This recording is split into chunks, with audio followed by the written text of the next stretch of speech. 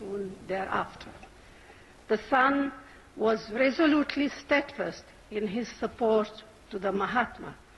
Motilal Nehru briefly joined the Swaraj Party when he felt disappointed that Gandhiji had suspended the non-cooperation movement after the Chauri Chaura incident, arguing instead for continuing and more vehement opposition to British rule and raising the flag of Swaraj.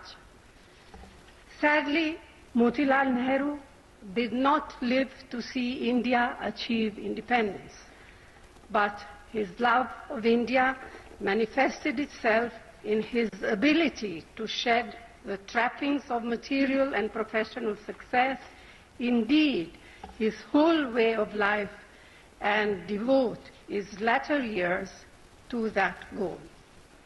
Apart from his legislative work, he laid great stress on communal harmony and national unity.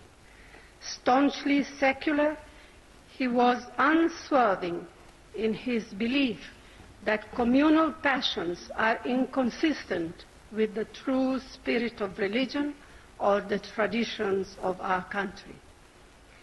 If there is a singular contribution that can be laid at his doorstep, it is the vision spelt out in what has passed into history as the Nehru Report of 1928, which he authored.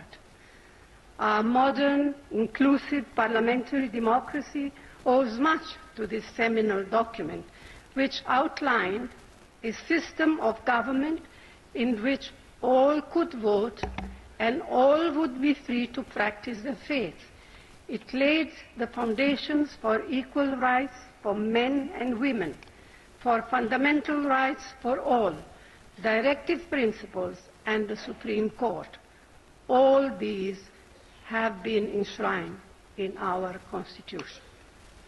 Today, when these values are being challenged by extremist or deviant forces, we need to remember that these thoughts were asserted at a time when such inclusive equality could not be taken for granted.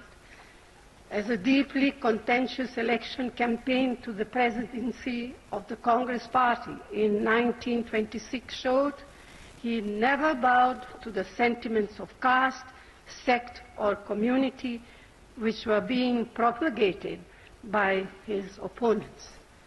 This was unthinkable for him. He firmly believed that the country was above any community or sect. Let me conclude by quoting Mahatma Gandhi's message to the country on the death of Motilal Nehru, which were very succinctly summed up his greatness. Gandhiji said, and I quote, "Motilal's death should be the envy of every patriot. He died after having surrendered his all for the country and up to the very last, thinking only for the country. Let us deserve this hero's sacrifice by each sacrificing, if not all, at least enough to attain freedom which he was yearning after and which is within easy grasp now." Ladies and gentlemen, there can be no bigger tribute than this by the father of the nation himself. Thank you.